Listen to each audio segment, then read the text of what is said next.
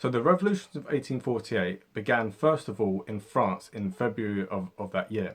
So what you had in France after the defeat of Napoleon in 1815 was a reinstitution of the Bourbon royal dynasty, which had been in power beforehand. So so you just end up having kind of a return to the old way with a few little tweaks. So people in France were still kind of annoyed by that because they was like, well, we didn't have this big revolution to overthrow the king just to end up with a king from the exact same royal dynasty. Yeah, like, come on. And so there'd really been an attempt in 1830 to overthrow the monarchy, which failed. So if you watch Les Mis, that's what the depiction of that is. And so by 1848, people in France were really, really tired of this monarchy and they wanted a return of a republic. And so what they did in February is, they did the classic French thing. They set up barricades. They took over Paris, and the king ended up fleeing to England. And so out of this vacuum, what the revolutionaries then end up doing is the classic thing of arguing after they've already been successful. And so this kind of division, this arguing about what the new republic would look like and how it would be set up, etc. Yeah, this wasn't great. And so what ended up happening is a certain Louis Bonaparte, who is the nephew of Napoleon Bonaparte himself, right?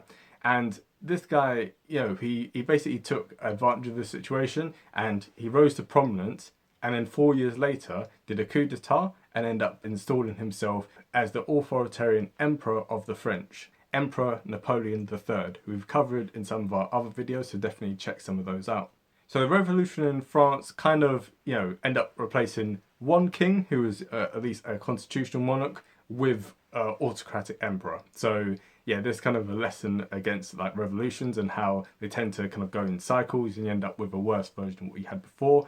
But anyway, so this first of all start by looking at France. So Napoleon III, if he'd never become emperor, first of all, as we discussed in our previous video on the Crimean War and what if that never happened, Napoleon III was a driving force in what ended up getting France involved in the Crimean War. So, it was pretty much his wanting to take dominance over the Middle East in terms of like who would be, what church would be dominant. Would it be the Catholic Church or the Orthodox Church? And so his rivalries over this one issue is what dragged France and by extension Britain into this war. And so it's very unlikely that the Crimean War would have happened if you hadn't had Napoleon III taking control. Also, as we discussed in our last video about what if Germany never unified, so definitely check that out. A big part of the Franco-Prussian War was because Napoleon III, he was an easily triggered person, and so all it took was a telegram from Bismarck to insult France and its emperor, and he ended up like declaring war on Prussia, which he ended up then losing, and this led to the German Empire being established. Not in Berlin, but in the Palace of Versailles in Paris.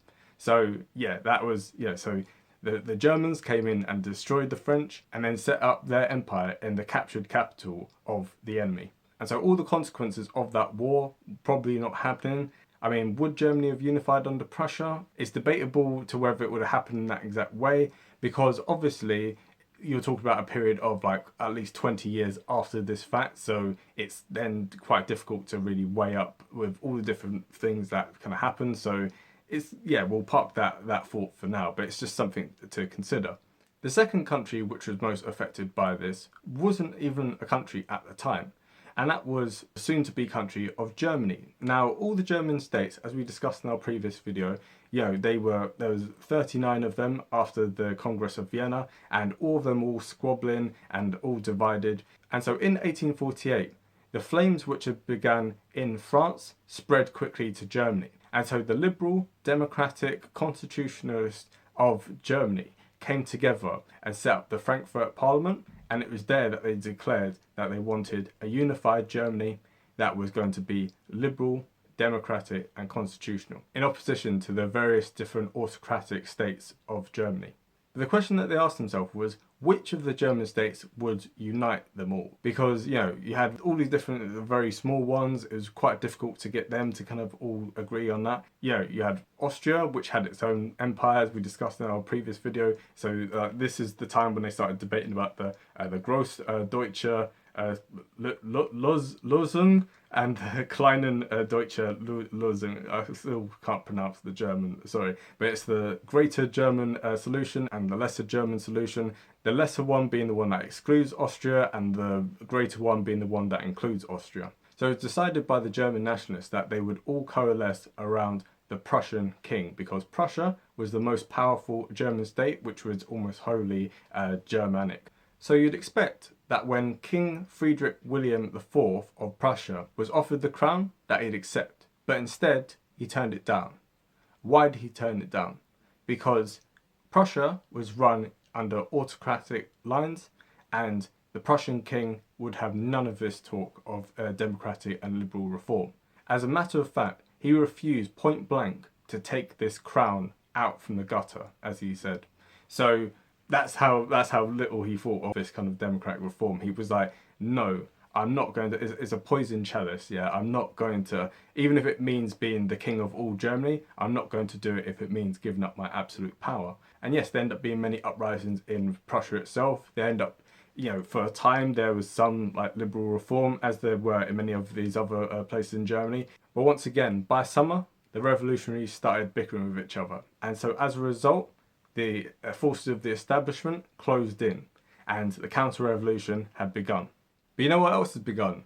The race to hit the like button. So you need to hit the like button right now, turn it blue. We're trying to hit 20 likes per video. So, you know, we're almost kind of getting there now. We're starting to get there a little bit more. Like each video is starting to have at least like kind of like 11 likes. So, you know, just help me, yeah, like, because the more people like it, then the more people watch it. We're already starting to see the numbers go up this month. So on Saturday, I'm going to be releasing a video celebrating the 6-month anniversary of this channel launching. So yeah, definitely stay tuned for that. We're going to be talking about a few more things about the journey. But yeah, so hit the like button, because then even more people can see us, then more people will watch that, and more people will watch the other things as well. And definitely, you know, like, comment, subscribe, share with your friends, and let's get back into the video.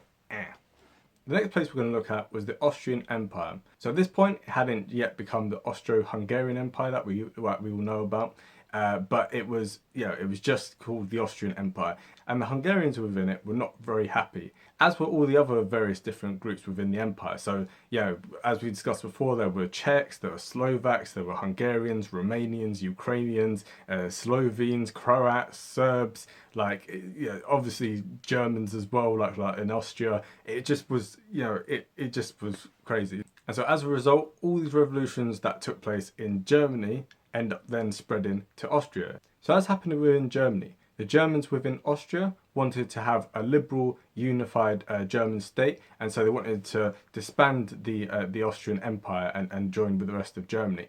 And also obviously to oppose the absolutism of the Austrian king. This had the knock-on effect of spurring all the other ethnic groups within Austria to then rise up, because, you know, they wanted to have their independence. And in particular, this was seen with the Hungarians, you know, who were very, very fervent with it. So it wasn't until Tsar Nicholas I of Russia, when he sent in 300,000 troops to crush it, that it was actually like suppressed. And this is just one of the most violent of all the crushings that took place of the revolutions in 1848. You know, the forces of Prussia, Austria and Russia, who we discussed in the previous videos, were referred to as the Holy Alliance. These were the three powers that came together during this year to crush all the different democratic movements that took place on the continent. However, that's not to say that the revolutions had no impact at all, because all the different monarchies within Europe had to accept some reforms, had to accept some things just to make peace with the revolutionaries. And so as a result, for instance, in the Austrian Empire, there ended up being abolition of serfdom. So serfdom is an institution that we've discussed in our video on what if the Russian Revolution never happened, so definitely check that out. And within the Austrian Empire, there was a greater level of autonomy and a greater level of democratic freedoms offered up to the people. And the same was true even within Prussia. There ended up being some reforms as a result of this. But where there ended up being a real crackdown on people was in Poland. So Poland, for those who don't know, was divided between Prussia, Austria and Russia in 1795. So this is the extinguishing of Poland as a nation state, and so Poland wouldn't re-emerge as a country until 1918.